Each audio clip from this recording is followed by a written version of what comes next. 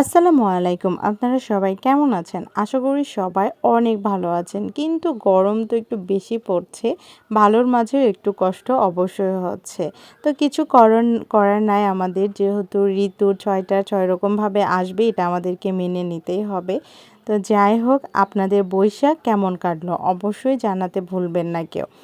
আর এইদিকে আমি সকাল সকাল উঠে একটু পুঁইশাক কেটে নিচ্ছি, কারণ আমার গাছেরই অনেক সুন্দর পুঁইশাক হয়েছে। আর যেহেতু মাচা এখনও তৈরি করে দিতে পারি নাই, তো আমি পুঁইশাকটা একটু কেটে হালকা করে দিচ্ছি, যেন পুঁইশাকের গাছটা একটু ফাঁকা হয়ে সুন্দর হতে পারে।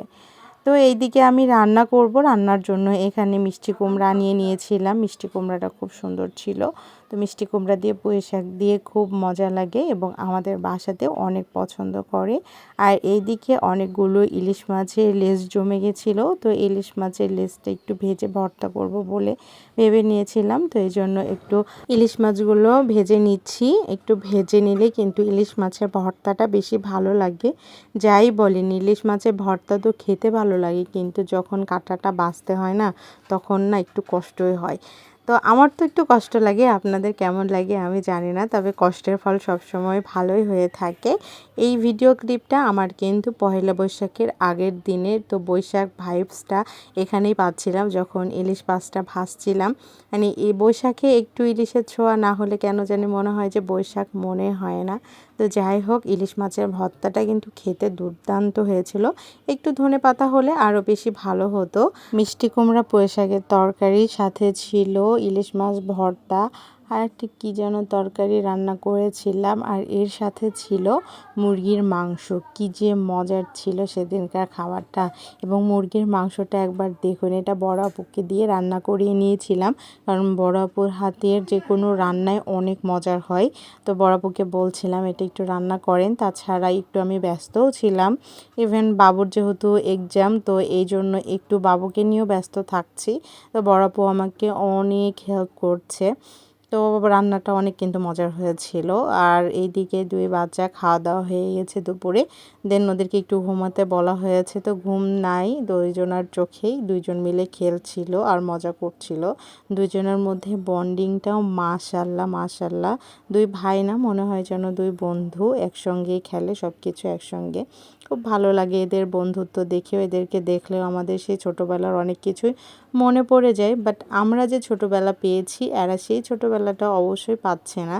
কিন্তু আমরা চাইলেও এদেরকে আসলে দিতেও পারবো না। এরা এরকমভাবে আসলে এখনকার সিচুয়েশনের সাথেই এরা অ্যাডজাস্টেবল, বাট আমরা আমাদের সময় তার নিয়ে যেতে পারবো না। দুপুরের খাওয়া দাওয়া শেষে একটু রেস্ট নিয়ে বিকেলে বাবুদেরকে নিয়ে মেলাতে এসেছিলাম, যেহেতু বৈশাখ বরণ মেলা চলছিল। প্রথম দিনই গিয়েছিলাম, মাঝখানে আর যেতে পারি নাই। তো এই জন্য লাস্টের দিন আবারও একটু চলে গেছিলাম মেলাতে, আমি বড় আপু এবং বাবু দুইটাকে নিয়ে। দেন সেখানে যেয়ে বাচ্চাদেরকে একটু ঘোরায় নিয়ে আসলাম। আর সেখানে যেয়ে বেশ ভালোই লাগছিল, কারণ মেলা মানে কিন্তু হরেক রকমের স্টল, খাবার সব কিছুই কিন্তু মেলাতে পাওয়া যায়। তো আমাদের দুই বাচ্চা যেহেতু আর অন্যান্য স্টলের তাদের দেখার তেমন কিছু ওরা খুঁজে পায় না, খেলনার যেহেতু নাই এখানে আমাদের সামগ্রী সব কিছু, তো ওরা চলে গেছিলো খাবারের স্টলে, তাদের পছন্দ মতো এটা ওটা খাচ্ছিল। চাউমিন, তারপরে কাস্টার্ড, যে যার মতো খাওয়া দাওয়া করছিল, আর আমরা একটু ঘুরে ঘুরে দেখছিলাম।